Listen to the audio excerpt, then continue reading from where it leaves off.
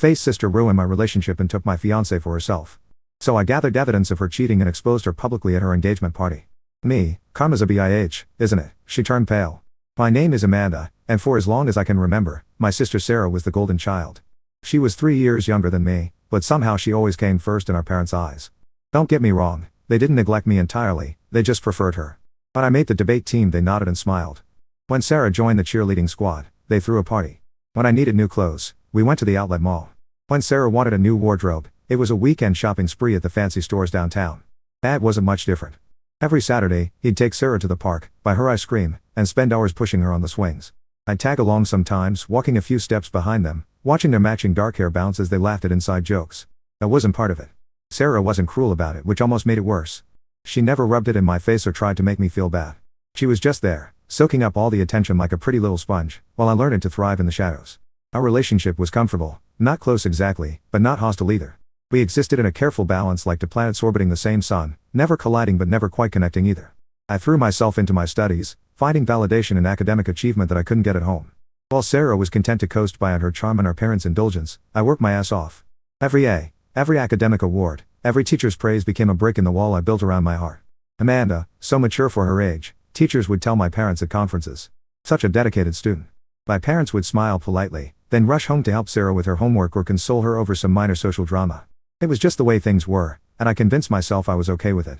Looking back now, I should have seen the signs, the way Sarah's smile would tighten when I achieved something she couldn't, the flash of resentment in her eyes when our parents actually paid attention to me, the subtle way she'd redirect conversations to herself whenever I was in the spotlight.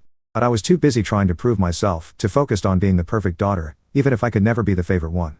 I thought if I just worked hard enough, achieved enough, maybe one day they'd see me, really see me for who I was. College was my escape. Finally, a place where hard work actually meant something, where being the responsible one was an asset rather than a consolation prize. I got into State University with a partial scholarship. All those straight A's finally paid off. I threw myself into campus life with the same intensity I'd applied to high school. While other freshmen were struggling to adjust, I was thriving.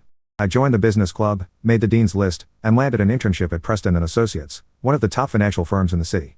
"You're a natural," my supervisor told me during my internship evaluation. "We'd love to have you join us full-time after graduation." I practically floated home that day.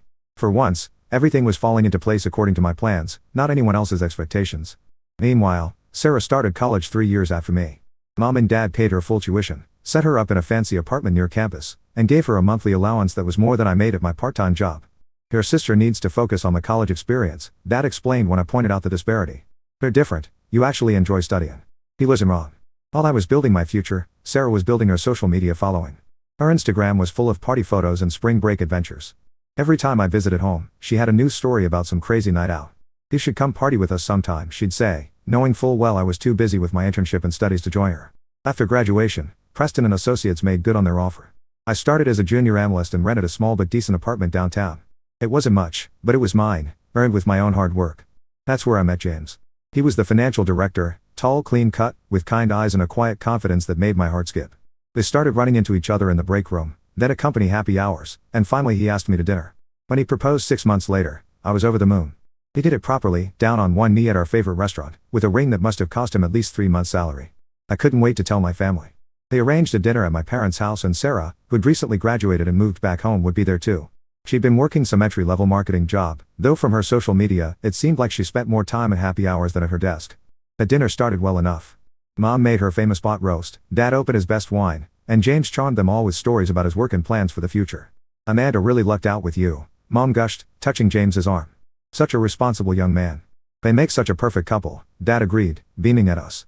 "When's the wedding?" For once, all the attention was on me, and it felt amazing. James squeezed my hand under the table as my parents peppered us with questions about wedding venues and dates. But across the table, Sarah sat picking at her food, her face growing darker with each passing minute. I caught her staring at my engagement ring, her lips pressed into a thin line.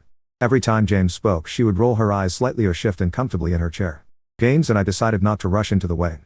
We started looking at venues on weekends, discussing color schemes over dinner, and dreaming about our future together. I'd never been happier.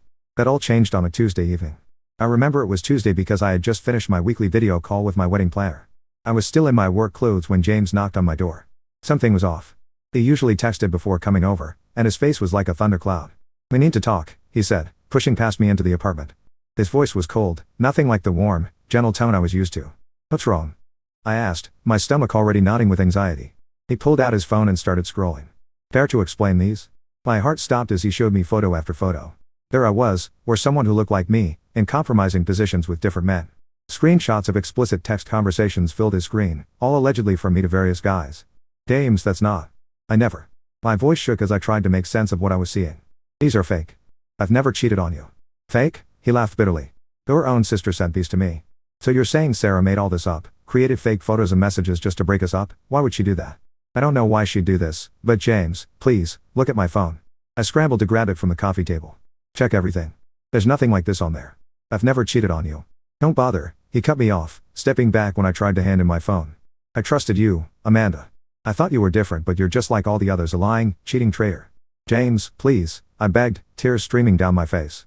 You know me. You know I wouldn't do this. But his eyes were cold and distant. We're done. Don't try to contact me again. A door slammed behind him with a finality that shattered my world.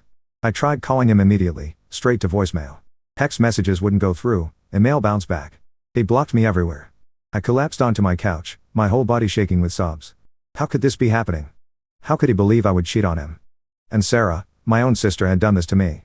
The hours blurred together as I cried until I had no tears left. My phone kept lighting up with concerned messages from friends and coworkers. Apparently, James had already started spreading the word about my infidelity. After crying myself to sleep, I woke up the next morning with one purpose: confronting Sarah.